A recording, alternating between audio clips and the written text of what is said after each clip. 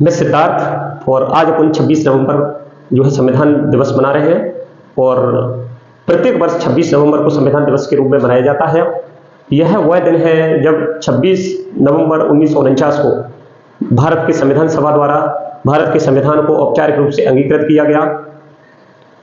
इस दिन को संविधान सभा के द्वारा संविधान को अपनाने के उपलक्ष्य में संविधान दिवस के रूप में मनाते हैं।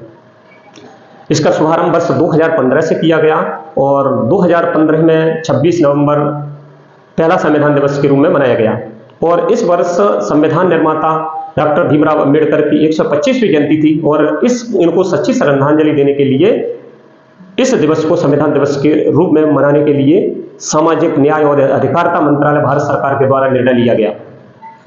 और इसीलिए 26 नवंबर को संविधान दिवस के रूप में मनाते हैं। और इस दिन जो है संविधान पूरा बनकर के तैयार हो गया और इस दिन अंगीकृत किया गया। 284 सदस्यों के हस्ताक्षर, संवैधानिक सदस्यों के हस्ताक्षर करने के बाद जो है 16 से अधिक 16 आर्टिकल लागू कर दिए गए, जिसमें नागरिकता से संबंधित, जिसमें चुनाव आयोग से संबंधित कुछ आर्टिकल अनुच्छेद थे, इनको लागू कर दिया गया। और इसी उपलक्ष्य में अपन 26 नवंबर को संविधान दिवस के रूप में मनाते हैं। ठीक है। और फिर 26 जनवरी 1950 को जो है पूर्ण संविधान लागू कर दिया गया और अपना देश गणतंत्र राज्य बना, ना गणतंत्र राज्य, गणराज्य बना। वर्ष 2025 का जो विषय था हमारा संविधान स्वाभिमान है, ये विषय था।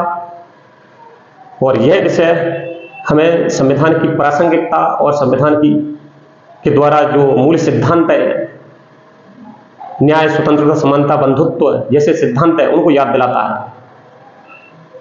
इसका उद्देश्य, इस दिन को मनाने का जो उद्देश्य है, भारतीय संविधान को अपनाने और इसके महत्व को याद करना है।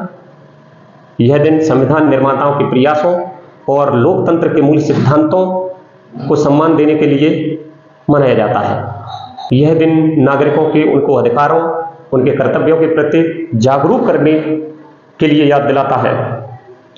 ठीक है। इसी प्रकार और इसीलिए हम 26 नवंबर को संविधान दिवस मनाते हैं। अब अपन जो भारत का संविधान है, भारत के संविधान की कुछ विशेषता हैं, विशेषताओं के बारे में अगर अपन चर्चा करें तो भारत का संविधान विश्व का सबसे बड़ा और लिखित संविधान है।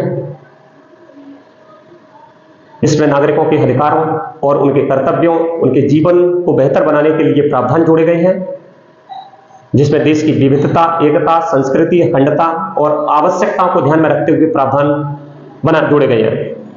ठीक है। इस प्रकार यह केवल कानूनी दस्तावेज नहीं है, बल्कि यह देश की आत्मा, संप्रभुता, इतिहास, संस्कृति, एकता, सभ्यता, अखंडता और विविधता का जीवंत प्रतीक है।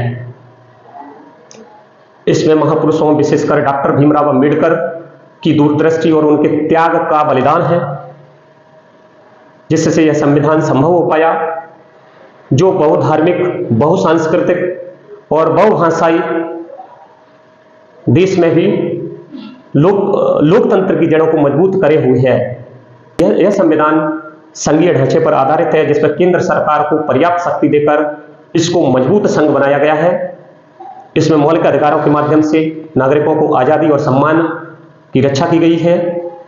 यथार्थ समानता का अधिकार, अभिव्यक्ति की स्वतंत्रता का अधिकार, जीवन की व्यक्तिगत स्वतंत्रता का अधिकार, शोषण के विरुद्ध अधिकार, धार्मिक स्वतंत्रता का अधिकार, सांस्कृतिक एवं शिक्षण पद्धति का अधिकार, संवैधानिक उपचारों का अधिकार।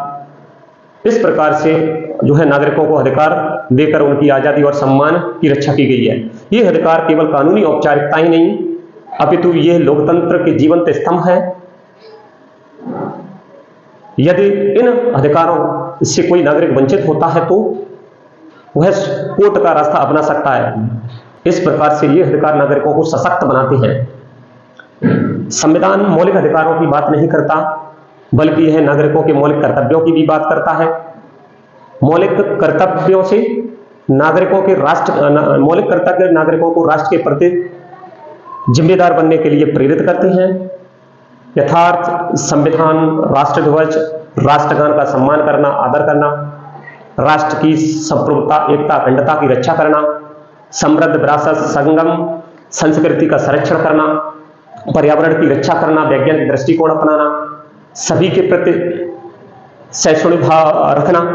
इस प्रकार से यह संविधान दिवस इन मौलिक कर्तव्यों को याद दिलाता है, ताकि नागरिकों को मौलिक अधिकारों की मौलिक अधिकारों का उपयोगिता नहीं बल्कि राष्ट्र निर्माण में सक्रिय भागीदारी भी बने।